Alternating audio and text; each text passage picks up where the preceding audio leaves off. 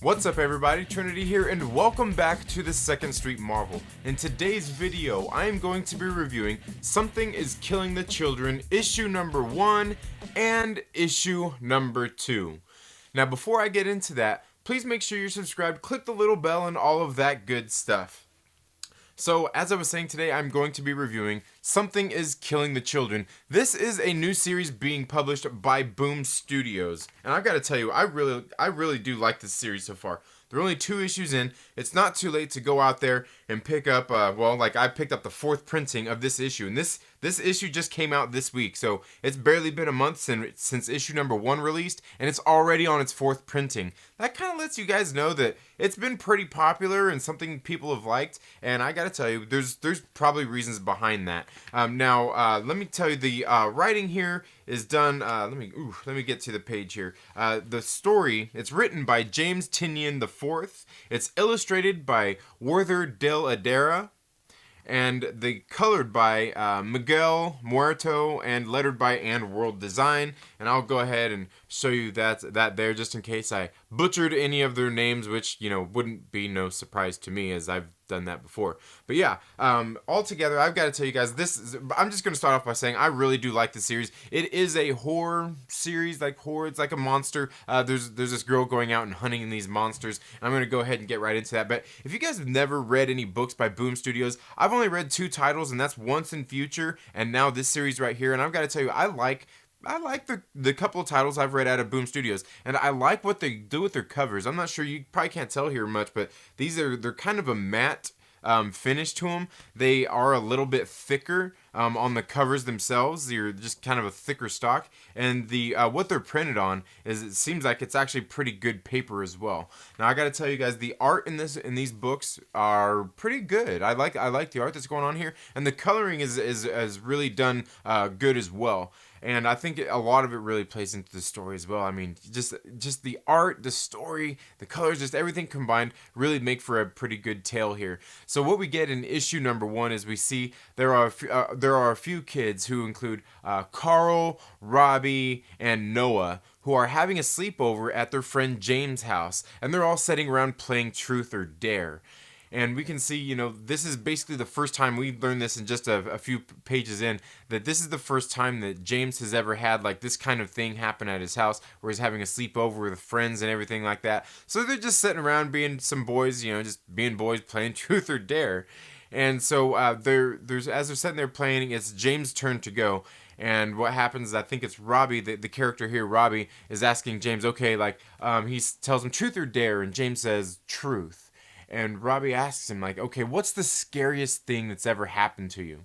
So he goes ahead and tells him, you know, one of their friends makes fun of him, saying, oh man, we don't want to hear this story about Cyclops or, you know, whatever else. And he's like, no, like this is a different story. So he goes and tells him about this monster, basically like this monster that he had seen in his yard that, you know, is like living in the woods.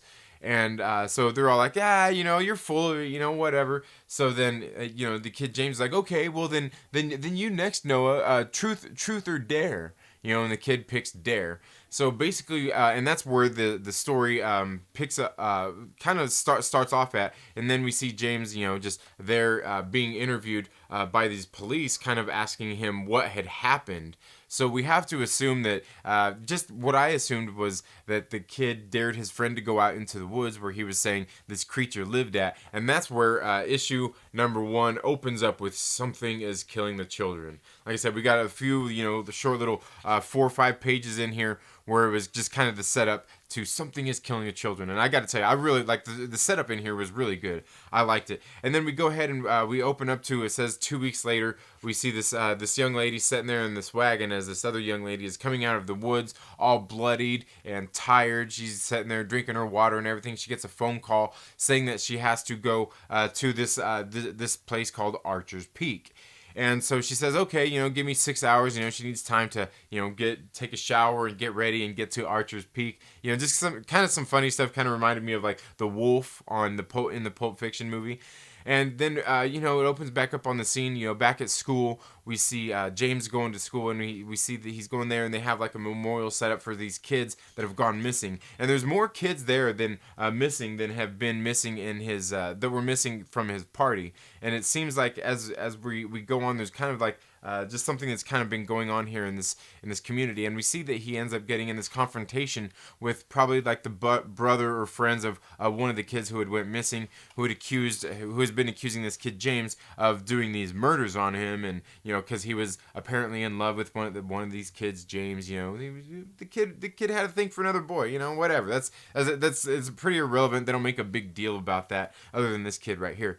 And so they obviously get into a scuffle. James has to go see his teacher at school. His principal is there, just kind of having a discussion with him, saying, "Hey, you want me to call your father?" He's like, "Well, yeah, you got to do what you got to do." And he's like, I don't really want to, tell him I get it, you're going through these things, you're being accused of all this bad stuff, and he's like, kind of tell him hey, it is what it is. There's kids being kids, and everybody's going through a lot. And then we see this young lady with the blonde hair arrives in the town of Archer's Peak. She makes her arrival there, and ends up going to this restaurant and just going to this hotel and getting a room there. And we see that she is basically she confronts this kid James to find out more information about him and just kind of the situation, what's gone on.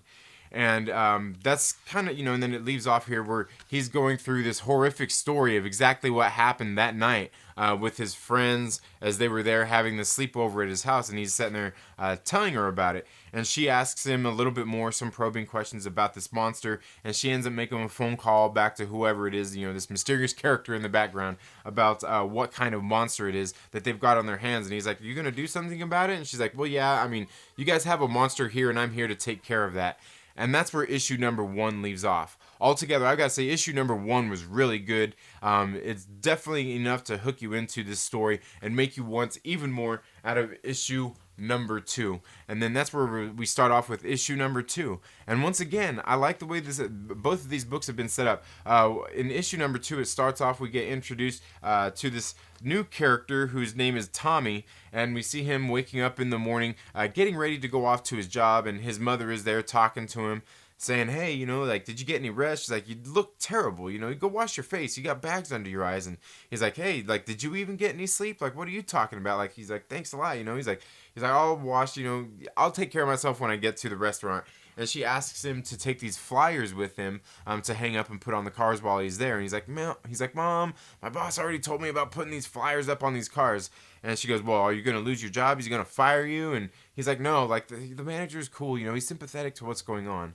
And so he goes ahead, and as he's leaving for work, he takes these stacks of papers, and that's really about it. Before we get just a nice little intro to a new character, nice little setup before we get introduced to that title page with "Something is Killing the Children" once again.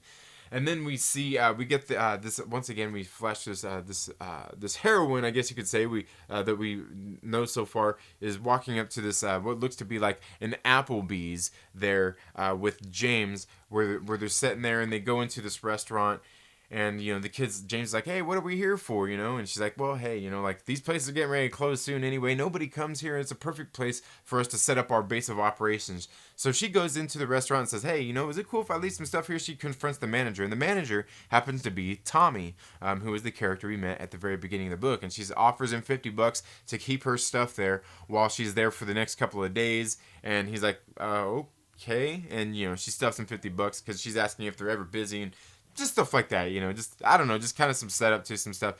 And as they are there, she's there with James, asking him some questions, breaks out this map, just kind of seeing everything that's going on. Their waitress there kind of notices James and who he is, and goes to this Tommy, the manager, and says, "Hey, you know who that kid is, right? He's one of the kids he's the kid that's being accused of these murders."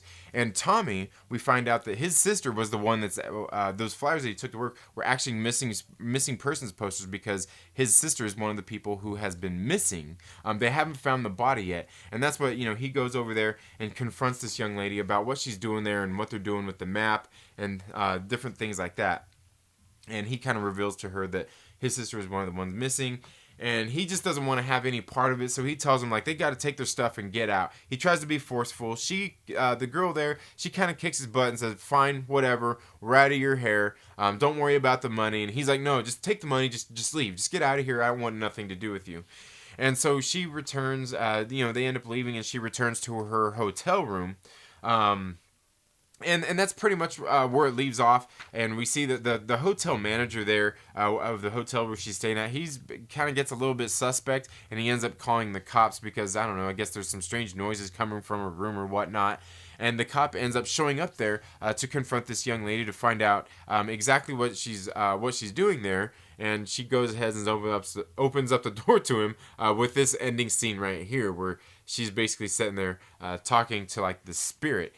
And I don't know, altogether, that's just where it leaves off. Once again, this second issue was a really good setup. Makes me want to read issue number 3.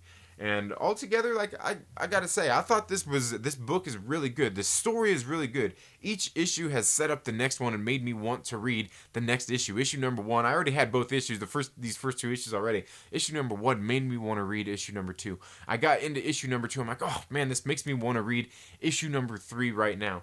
And the first book, it might have been a couple of pages longer, but it was really good. The story was really good, like I said, and that continued into the second issue, making me want to read more.